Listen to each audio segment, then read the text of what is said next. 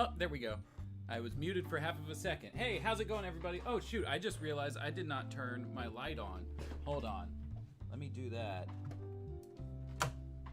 There we go. Much better lit.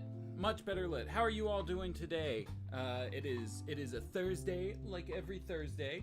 Let me see. Let me catch up with the chat real quick. I'm seeing Jose Fernandez, Aussie Dragoon, Aiden Vaughn, Seth, Sajif Tricks, Danny, Master Sanders, all in the chat. How are y'all doing? I hope you're having a wonderful day. Maddie, do you have any ideas about when the Stas timeline is coming? I am not even working on that right now. It's gonna be a while. We've got everything timeline and Will It Canon is wrapped up in our ongoing channel storyline, and it's going to be some time before we even get around to that, because of the fact that we've got specific places we want to go with the story. We have at least seven more story videos before we get around to a Superman animated series timeline, and that's not saying we're getting to the Superman animated series timeline after those, like directly after those 7 videos. It's gonna be some point after then. Let me see. I'm seeing let's see, Demon, Crazy Duplicate, Alexandra Tiffer. Hey, how are y'all doing? Sorry for missing the last one. That's okay. We missed you too. Just finished watching your drunk DCEU experience. Oh yeah, that was a blast. I feel like that's the video coming out on Sunday. If you're a patron, the video's already out for you. But if you're not a patron, it's gonna take a minute. But I feel like that video starts off kind of seeming as if it's just me drunkenly rambling to myself, because Sissy, for a while, my fiance, was very self-conscious about talking through the movies, and I think once we hit like Justice League and Aquaman, she started to be a lot more comfortable with it. So it's a slow start, but it gets really good, and it's a lot of fun after you get past those like first 5 minutes or so. I may leave early because I've got therapy in an hour. I feel that. I've got to pick up Sissy from work in an hour, so it's you know, we're gonna try to rush through these things. I'm just trying to keep up with y'all real quick. Nice hair. Well, thank you, Ugo, or Hugo. Hello, Wowie. The birthday.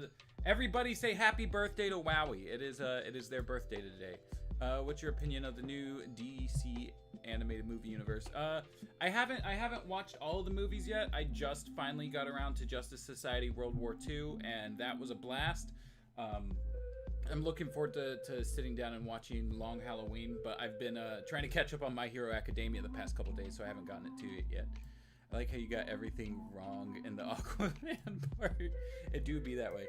Am I a fan of Batman 2004? I have only watched like 1 episode. I'm gonna turn my fan on. It might catch some noise on the microphone, but it's hot in here. But anyway, yeah, I've only seen 1 episode of Batman, or The Batman. So I probably should go back and visit it at some point. It's on my list. It's been on my list for a while, but it's going to take some time.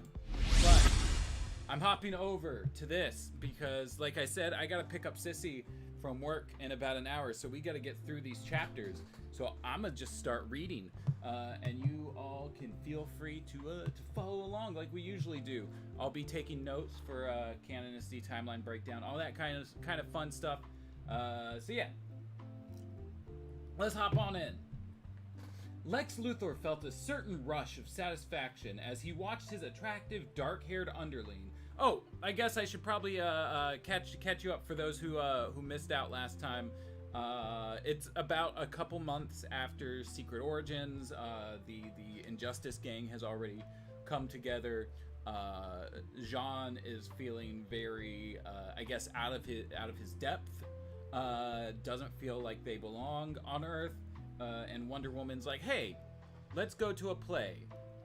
Let's you know, go hang out at this play. Maybe it'll help you feel better. And Jean doesn't understand plays because it's people acting like they feel a certain way without actually feeling those things, and it doesn't make sense. And the Injustice Gang is here. Now, to quote the living legend himself, you gotta go fast. That's true. Alright, so now that we're caught up, Lex Luthor felt a certain rush of satisfaction as he watched his attractive dark-haired underling attack the northern wall of Sirius Labs with a violent energy bolt. But then, Star Sapphire wasn't just any hired criminal. The jewel she wore in her M-shaped mask could emit a beam of uncanny force and precision, enough to slice up a diamond, shred an armored tank, or, as in this case, poke a hole through foot-thick reinforced concrete. "You go, girl," said Copperhead, the fanged thief in scaly golden garb, who had slithered around the building seeking out security cameras. "Just get us in," said the Shade, dressed all in black with a top hat and dark glasses. It's been so long since I've watched the Injustice Gang. Injustice Gang as in the Evil Clones way. Okay. I won't call you dumb, but if you wanna self-identify, I won't stop you. It's been so long since I've watched their episodes that like I can't think of like the voices that I need to even try to do. Hey Maddie, sorry I'm late. I am Maddie. I don't get the joke. "Just get us in," said the Shade, dressed all in black with a top hat and dark glasses. The tone of his voice indicated that he was unimpressed with Star Sapphire's power, but then he had blinded all those security cameras with a versatile body of darkness that only he could command. As Luthor and the rest of the Injustice Gang looked on, Star Sapphire's beam dug deeper into the wall, creating the beginnings of an entrance for them. But before she could get very far, one of her teammates made a sound of disgust and lumbered forward. "Grundy tired of waiting," he growled, his ghostly pale features contorting with frustration. Then he drew himself up to his full 9-foot height, raised his boulder-like fist, and began pounding at the wall as if it were no more than a punching bag. As dust and debris started to fly about, Star Sapphire backed off and shot a look at Luthor, who smiled. He liked it when the members of his gang felt compelled to compete with each other. It kept them all sharp. And he needed them as sharp as knives if they were to carry out their mission that night. He needed them at the absolute top of their game. After all, Luthor had a score to settle, first with Superman, and then with the entire Justice League.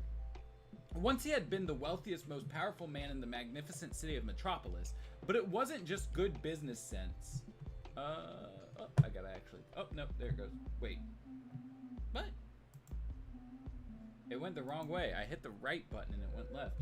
It wasn't just good business sense that had raised him to that level. It was his penchant for bribes, threats, and other shady dealings that enabled him to crush his competitors and squeeze his suppliers.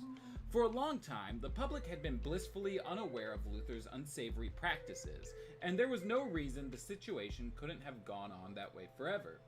Then, Superman had shown up, his red cape fluttering heroically behind him as he soared among the spires of Metropolis. He captured the imagination of everyone who saw or even heard of him, and all of a sudden, the great and powerful Luthor was playing second fiddle in the city he was supposed to own.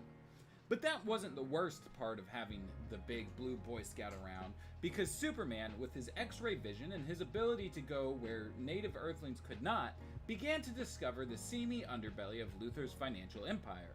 And having discovered it, he had embarked on a mission to do something about it. Little by little, the Man of Steel started to make life difficult for Luthor's people, catching them in criminal acts and getting them thrown into prison. It seemed to Luthor that his enemy was gradually working his way to the top, that it wouldn't be long before Superman found a way to bag Luthor as well. The Injustice Gang was just Luthor and his unamazing not friends, true. I think one of them is British. Is it Shade? Is Shade British? Copperhead was the one who poisoned Batman, almost killing him. Yes. Let's see. Solomon Grundy born on a Tuesday. Something like that. But Luthor hadn't made himself one of the richest men on Earth by accepting defeat. Rather than face the prospect of losing the game, he changed the rules. Fortunately, one of Luthor's employees had given him the tool he needed to bring Superman to his knees, a tiny chunk of green glowing mineral called kryptonite, which had once been a part of Superman's native world. The rock's radiation affected Superman violently, causing him great pain and stripping him of his titanic strength. In fact, If he was exposed to it for too long, it would kill him.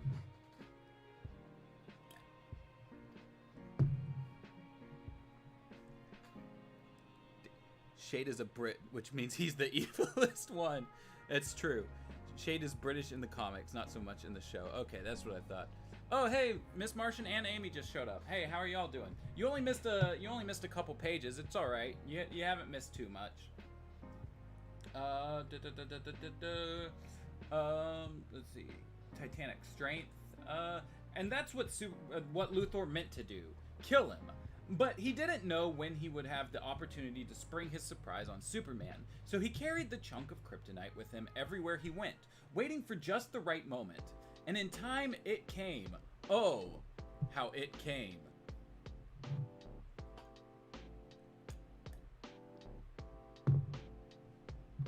Almost done, Grundy rumbled. I was gonna make a came joke, but, you know...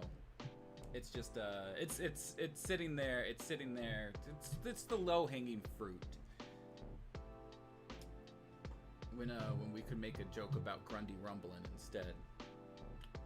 I'm not gonna make the joke though. Y'all can figure out a joke about rumbling yourselves. Lex hates his friends. Also true. Star Sapphire's a British girl boss. Copperhead's a sleazy carrot, and the Shade is a snarky realist. That's about how I remember, but I am not gonna try to do like a British lady voice. Currently negotiating for Cyberman figures on eBay while having. Oi, that'll do it. Can I get a hell yeah? Hell yeah! There we go. There's your hell yeah. Realistically, kryptonite should have killed Superman by now. Maybe. Then with one last assault on the wall, he cracked it open, creating an entrance into the facility big enough for Grundy himself, if he hunkered down low enough. The giant turned to a frowning Star Sapphire. See, Grundy's way much faster. Whatever you say, she said with a sneer in her British accent. Damn it, they're trying to get me to do a British lady voice. How do British ladies sound? Toit toit cheerio, something like that. I don't have the power. Channel your inner philosophy too. Oh God, no, I don't know that I can do that. I can't. As much as I would love to be her, I can't be her. Let me see. Whatever you say. Is it something like that? Whatever you say. Like just really, really soft. I feel like Britishness like has a rough quality to it by default, but like you're right, Philosophy Tube does have a really soft voice. And when I say you're right, I mean me. I'm talking to myself.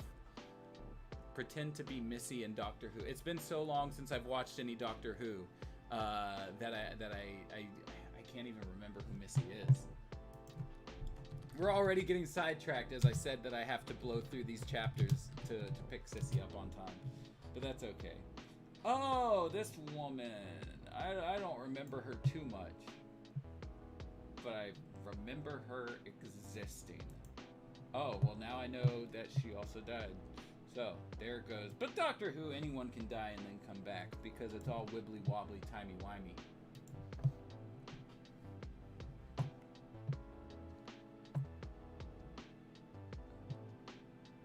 There is no British in your heart. It's true, I don't have British in my heart. I'm not a colonizer. I mean, well, I guess like by the transitive property of you know, lineage, I am in technicality a colonizer, but not in the way that, you know, that the Brits are. You get the fake Brit pass.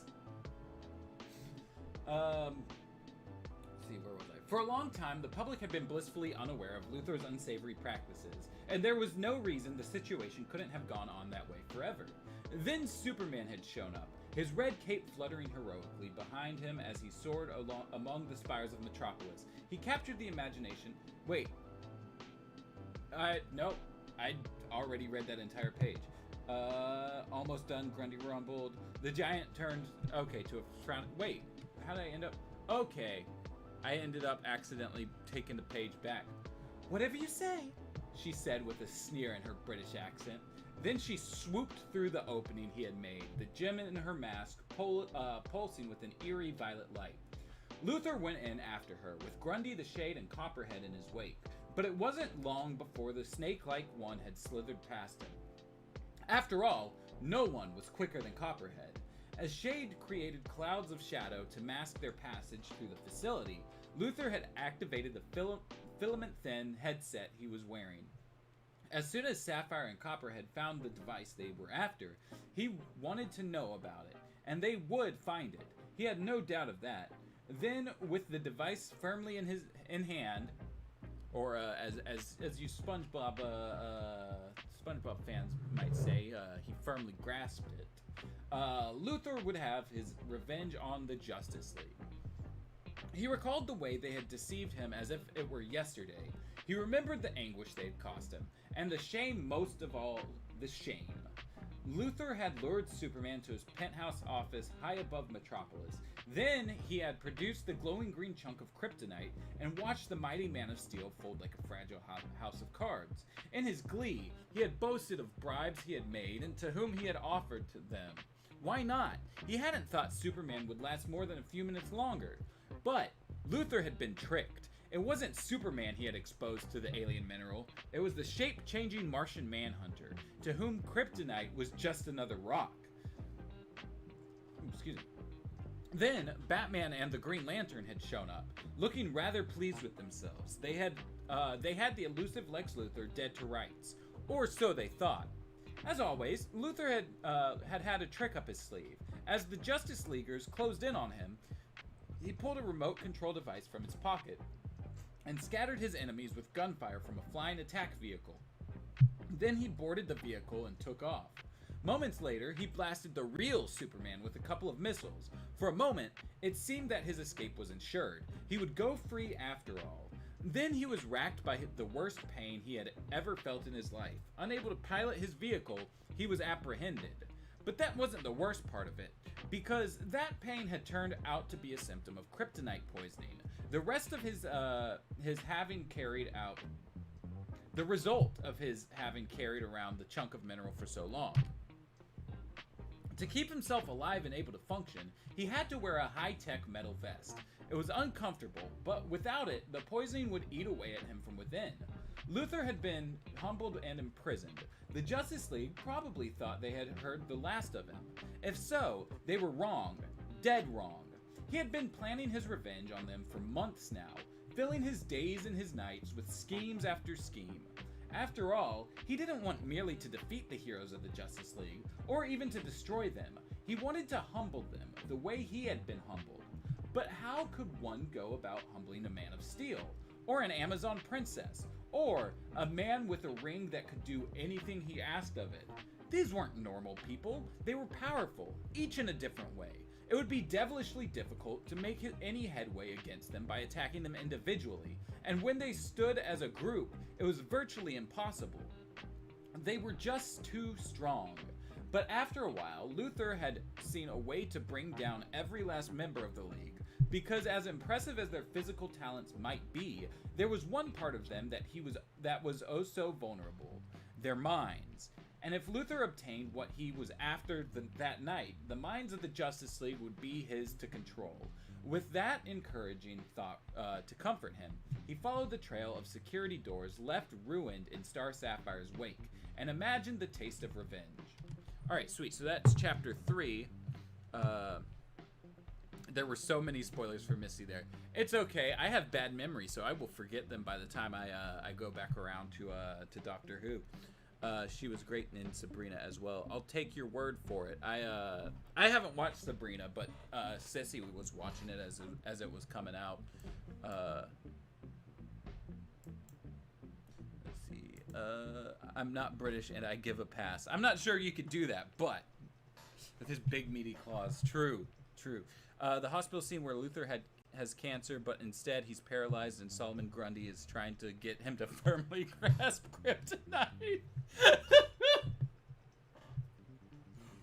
Firmly grasp it, Luthor. Something like that. I can't get the Mark Hamillness of the Grundy voice down. Batman is a master of mind tricks, inspected the idea of love in Cheetah's mind. True. Okay, so we got a couple things to note here. God, where was this book? It's like, no, it's not book 3. Is it book? A League of His Own. There we go. Book 7. Chapter 3. So we've got Lex Luthor. We already had the Shade last one. Star Sapphire, Copperhead, and Grundy. That's it. That's the one we were looking for. They're all there. See, Green Lantern was mentioned, though, you know, it's flashback fodder, but still mentioned nonetheless. I don't know if he'll show up in the show itself, but so be it. Locations. We didn't really have any new locations. I mean, we had like the flashback of like Lex Luthor's penthouse, but otherwise nothing really. In-show events. Calls back to Lex getting kryptonite. As seen in A Little Piece of Home. Flashback to Injustice for All. And then Injustice for All took place months ago, it said. Batman using his underappreciated Playboy skills on Cheetah. True. I wonder if that's probably the reason why she's not here right now. I can't wait to see the ultimate final Willet canon on these books, where Shelby the Smooth Collie will be revealed to all. God, it's ridiculous to think of Shelby the Smooth Collie, because like that was like years ago now. That was like 2 years ago. That was in my old apartment, and I've been living in this apartment for 2 years. So it's a large gap of time, and yet it feels like it was just yesterday. The first thing Jean Jones saw as he swooped toward the Sirius Labs complex was the gaping hole in one of the facility's concrete walls. Looks like they left a trail for us, said Wonder Woman, who was flying beside him, her wavy dark hair streaming majestically behind her. So it would seem, said Jean. Under normal circumstances, the speed of their passage would have snatched their words away too quickly for them to be understood. However, their communication devices permitted them to converse freely, and if they hadn't, Jean could always have resorted to his power of telepathy. Put in an offer for the Cybermen. Good luck. Good luck. I believe in you. And your anxiety isn't built for negotiation. I know how that goes.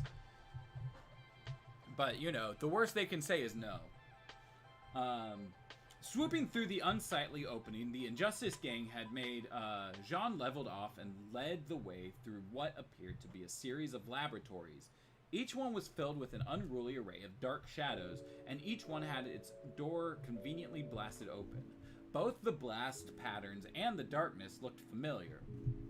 The work of Star Sapphire, Wonder Woman said in Jean's ear. And the Shade, he added. He had just flown into his 5th laboratory in a row when he realized he had made a serious mistake. Too late, Jean saw the immense pale paw that reached out and grabbed him by the cape, nearly snapping his neck in the process. Grundy, he told himself as he was reeled in like a reluctant sea bass. They're doing a lot of things in here that are just making my head go to SpongeBob. Sea bass, the firmly grasp it, right there where they said like majestic whatever, like wasn't that the name of the seahorse? This is now a SpongeBob book. He keeps flying into laboratories. Just phase out, Jean. True. Fortunately, Wonder Woman was right behind him. Before the giant could pound Jean into the laboratory floor, the Amazon princess veered to her right and swept Grundy's tree trunk legs out from under him. That had to be like a really quick movement of everything that was going on. Because like if Jean like wasn't able to phase faster than like Jesus, probably wouldn't be perceivable to the eye. Better than flying into Labradors. True. What if Jonathan found a small piece of kryptonite and are you talking John Stewart? Jonathan Kent. In his ring. I don't know anything about his ring. Is this a comics thing, I assume? Because I'm not very up to date on comics. I'm trying to keep up with like the Milestone relaunch stuff and obviously the DCAU stuff, but otherwise I haven't really been even picking anything up. As he went tumbling end over end, Jean pulled his cape free. Then he turned to face his mountainous adversary. With Wonder Woman's help, he hoped to make short work of Grundy. Then they could continue their pursuit of Grundy's criminal cohorts. But that notion was dispelled when Shade's black fog spit out another member of the Injustice Gang, the fanged bolt of lightning called Copperhead. That left Jean to face the snarling Grundy on his own. But as strong as the Martian was, he wasn't as strong as Luthor's giant henchman. He would have to make up for that deficit with his other talents. As Grundy charged him, Jean turned his body immaterial, making it possible for the monster to run right through him and crash into the wall behind him. The building was still shaking with the impact when Jean whirled and turned solid again. As Grundy struggled to regain his bearings, Jean flew at him as fast as he could and slammed his fist into Grundy's jaw. The giant sprawled into the wall again and slumped to the floor, stunned. But Jean knew his adversary wouldn't be sitting there for long, not with his inhuman store of vitality. With that thought in mind, Jean looked around for Wonder Woman, hoping to give her a hand with Copperhead. But before he could find her among the shifting shadows in the room, he heard the rasp of familiar laughter. It sounded like someone sharpening a knife. Shade, thought Jean, the member of Luthor's gang who could command the darkness with his walking stick. Unfortunately, the Martian couldn't see where Shade was hiding, and before he knew it, an amorphous. Bleh, I was trying to say like amphibious, but that's amorphous. Before he knew it, an amorphous wave of shadow was rising up, threatening to engulf him. Jean knew from personal experience what could happen if he let the wave trap him. The Injustice Gang could strike at him a dozen different ways, and he would be unable to see them coming, much less defend himself. You always gotta defend yourself when the Injustice Gang is coming.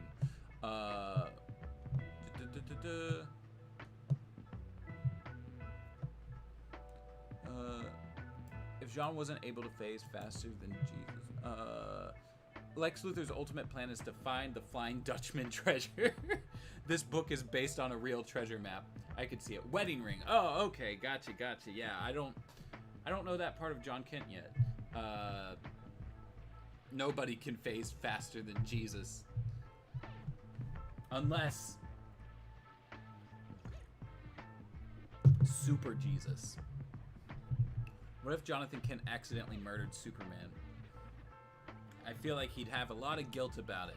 It'd be like Heroes in Crisis, and people would be mad. Since when is Copperhead a speedster? Did I miss that somewhere? I don't think it's mentioned on screen anywhere. So I guess like just last chapter they did mention him being faster than the rest of the Injustice Gang.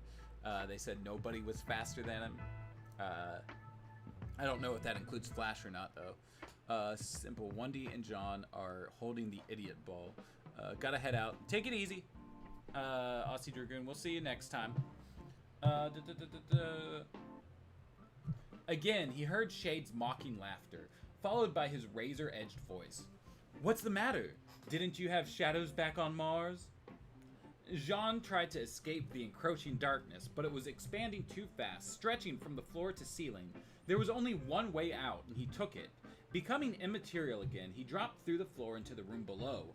The array of equipment in it indicated that Sirius used it as a storage compartment. Safe from Shade's shadows, which couldn't follow Jean through solid matter, he flew from one end of the storage room to the other. Then he came up through the floor again. As soon as his eyes emerged, he caught sight of Shade. The villain was facing away from him, still focusing on the part of the lab where... where Jean had been, not where he was. Taking full advantage of the element of surprise, Jean plowed into Shade hard enough to knock him out. With Shade hurtling headfirst into his own web of darkness, Jean looked about again for Wonder Woman. This time he saw her among the shadows. As Jean had feared, the Amazon was fighting for her life, using her bracelets to deflect Star Sapphire's unrelenting energy beams. But where was Copperhead? A moment later, Jean got his answer, as Copperhead leapt onto Wonder Woman's back. The Amazon barely flinched, continuing to ward off Star Sapphire's blasts. But if Copperhead raked Wonder Woman's flesh with his venom-filled claws, she would be paralyzed, maybe even killed. Hoping to prevent that, Jean went rocketing across the room and slammed into Copperhead. Quick as the villain was, he was able to avoid part of the impact. Still, it sent him twisting through the air, where he couldn't do Wonder Woman any harm. Jean went after Copperhead a second time, hoping to press his advantage. Then something hammered him from behind and flung him end over end into a massive shadow. The Martian threw his hands up to protect himself, but it didn't help. He hit what must have been a wall with bone-rattling force, the impact driving the wind out of him and sending him plummeting to the floor of the lab.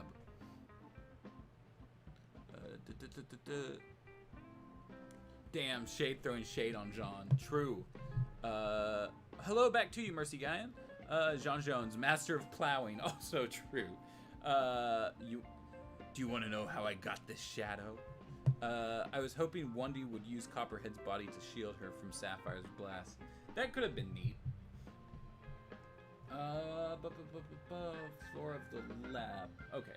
As Jean lay there, fighting off the darkness at the edges of his vision and trying hard to drag air into his lungs, he glimpsed the cause of his trouble. The purple and black figure of Star Sapphire was coming at him through the shadows like a guided missile, clearly intent on finishing him off. There's a lot of, at least mildly suggestive language in this book. But if Star Sapphire wants to finish Jean off, good on her. Let her do her thing. But before she could reach her target, a glittering gold line snared her and pulled her sideways. Wonder Woman's lasso, Jean thought, and not a moment too soon. For the time being, he had been saved from Star Sapphire. However, he was still vulnerable to her teammates. As if to underscore the observation, a pair of immense hands grabbed Jean from behind and raised him aloft. He didn't have time to turn around to know that it was a recovered Grundy who had gotten hold of him, or that the giant was about to tear him limb from Martian limb. Jean's only chance was to become immaterial. But altering his density took intense concentration, and he had his hands full at the moment, just hanging on to consciousness. To make matters worse, Jean saw Wonder Woman pinwheel across the room, driven by a tight purple energy beam. He felt the urge to go to his teammate's aid, but he couldn't even clear his head enough to help himself. This is bad, he thought, very bad. Then Jean heard a cry at the far end of the room. Some might call that a far cry, but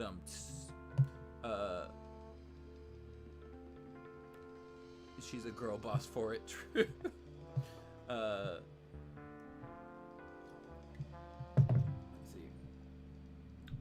Let's see. Then Jean heard a cry at the far end of the room, and to his surprise, the shade went hurtling past him as if he had been shot from a circus cannon. Obviously, y'all want to know if this book will canon? Oh, it's right here. Right here. This book canons. There is a canon. Creating note. This book canons. Confirmed. Obviously, someone was still battling Luther's gang. But who? He had seen Wonder Woman go flying in a different direction entirely, and what kind of security guard could have done that to Shade? Jean didn't understand what had just happened. Then he saw a familiar red and blue figure tear through the roiling darkness in pursuit of the Shadowcaster, and understanding dawned. It was Superman, the last son of a dying world. After coming to Earth as a baby, he had developed powers unrivaled in the history of mankind. The cavalry has arrived, Jean told himself, quoting one of the Flash's favorite sayings. A moment later, Grundy made a muffled cry and dropped Jean to the floor. Turning, the Martian saw the bright green globe that had descended over the giant's head, effectively cutting off his air supply. What's more, Jean knew where the globe had come from, even though he couldn't see its source. After all, who but a Green Lantern could have fashioned such an item on a moment's notice? But Grundy wasn't one to be imprisoned for long. Digging under the edges of the green globe with his thick, powerful fingers, also known as his big, meaty claws, he pried it off his head. Then, with a roar of rage, he tore the energy construct in half. The cavalry may have arrived, but it was clear to Jean that the battle wasn't over, and with his equilibrium returning, he might make a difference. His chest still heaving with breath after wheezing breath, he pushed himself to his feet and looked for a chance to help. Just then, another villain shot past him, slithering from shadow to obscuring shadow. It was Copperhead, unmistakable in his golden scales. But he wasn't on the attack, not if the thoughts in his head were any indication. Copperhead's only goal, it seemed, was to get out of the place. Jean might not have had enough wind to call out to his teammates, but he could still communicate with them telepathically. "The gang is escaping," he told them. Gotta go now. Sorry, see it. Take it easy, crazy duplicate. Willett Circus Cannon. Oh, we're explaining Superman's backstory again. You know, how many times do we gotta see the Waynes get shot or Uncle Ben get shot before we understand it? It can't be true. No Star Wars quote. Please tell me this is leading up to an appearance of Ringmaster. Hold on, who is Ringmaster?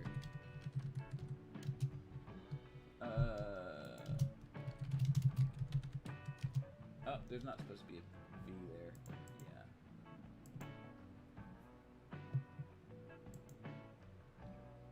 Yeah. Yo, I would be down for this. I would be so down for this. This is just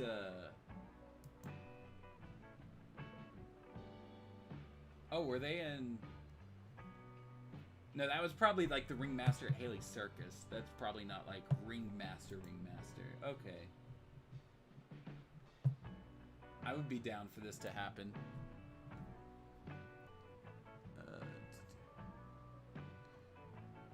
Ringmaster's a recent creation, Mark Russell's Wonder Twins. Oh, hold on. Is there a different Ringmaster?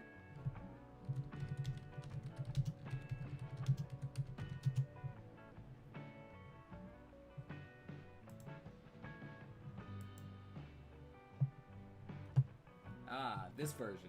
Looks a lot cleaner. I feel like the other one would be a lot more goofy and fun. Can't stop thinking about Music Meister, the song from Brave and the Bold. And that's a good song.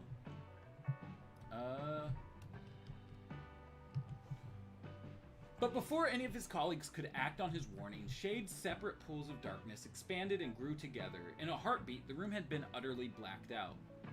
It wasn't the first time the League had been victimized by Shade's power, but that didn't make it any easier to contend with.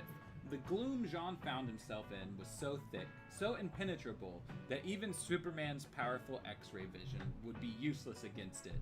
And it wasn't just hard for the League to see in it, it was hard to move in it, as if the darkness actually possessed weight and substance and inertia. Somewhere in the room, Hawkgirl was furiously beating her wings, trying to push the blackness back, but wherever she was, Jean couldn't see her. He could only hear her efforts and feel her frustration. It was what all of them were feeling, Jean included. By the time the darkness lost its effectiveness and light began to show through it, Luther and his henchmen were long gone.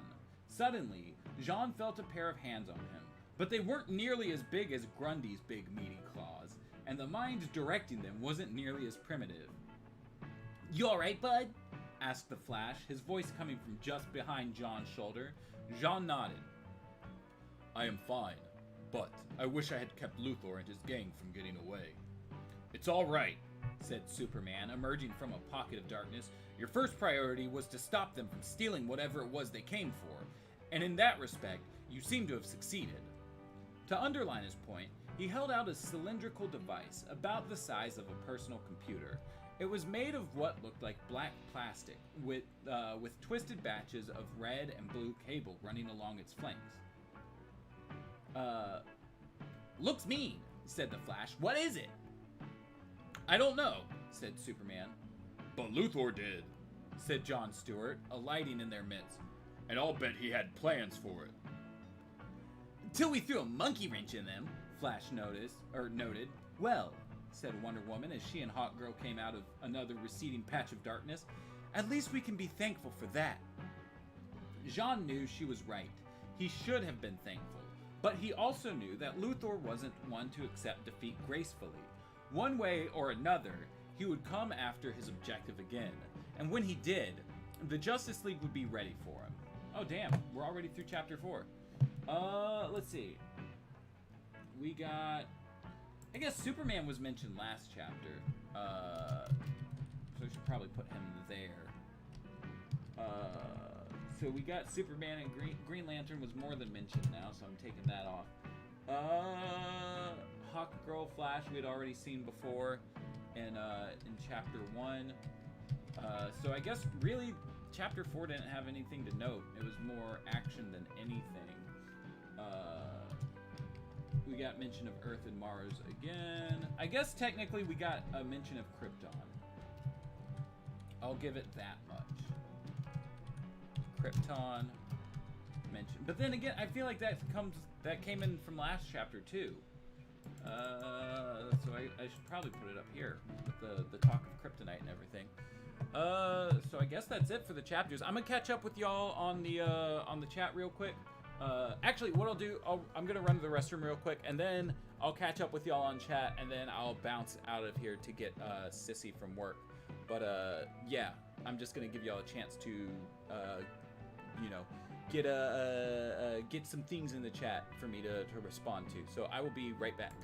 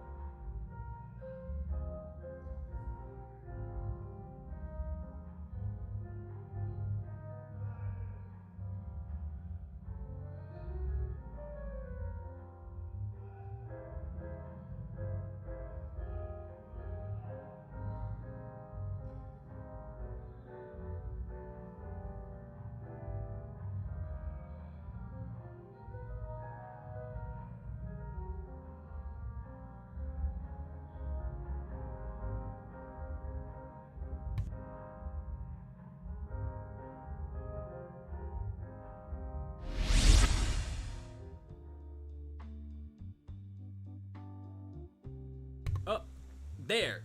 I had hit the unmute button, but it didn't want to unmute. So now it's unmuted. Let's see. Ringmaster will be a part of the Justice League Infinity Era Injustice Gang. Send tweet. I'd be down for it. That Ringmaster is from Marvel. Oh, okay. There's more. Okay. Marvel's Ringmaster is a pretty good C-lister. Got it. Let's see.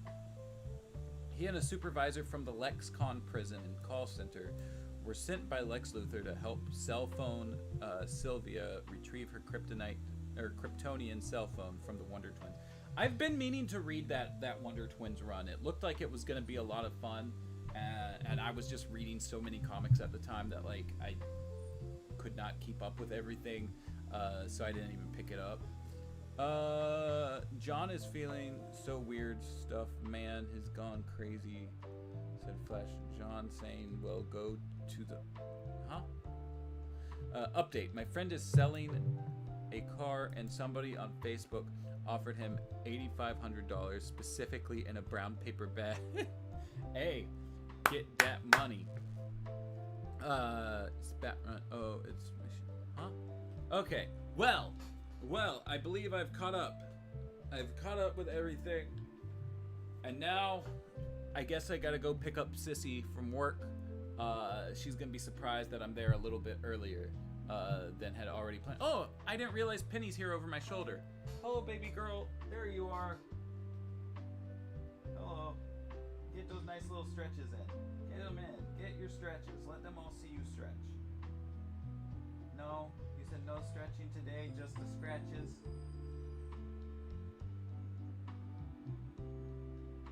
Oh, you're so good. It's so funny because Sissy hasn't really figured out how to deal with petting Penny on her tummy, because she'll get really weird about it sometimes, and will wanna grab your hand with her claws and everything. Usually when she's in a more playful mood or something, but yeah, and so Sissy usually, whenever she tries to pet the tummy, goes for when she's in a more playful mood. And I'm like, you're not gonna be able to do it right.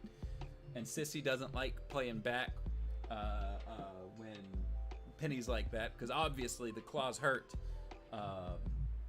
and so then Penny will get mad. You would love that Wonder Twins. It's not for everyone. I'll have to put it on the list. I've got so many things I need to read. I need to finish. I've got the Fight Club novel is hiding behind my my mirror over there on my little bed stand. And I need to finish that. I started it over vacation, and then once I'm done with that, I'm wanting to pick Sandman back up. I finished the first volume of that, and I've got volumes 2 and 3, but I loved volume 1, so I'm looking forward to going forward on that. But yeah, I'm gonna go ahead and pop out of here and go pick Sissy up.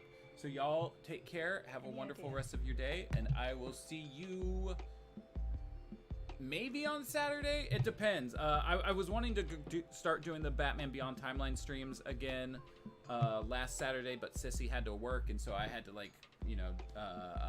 pick her up and stuff like that, wrangle all that, and I just wasn't able to stream. So we'll see what it's like this week. But y'all take care. If you don't see me on Saturday, Sissy and I have Sunday's videos, so you'll get a kick out of that. There's a lot of fun jokes. We're both very drunk watching all the DCEU movies. All right, take it easy.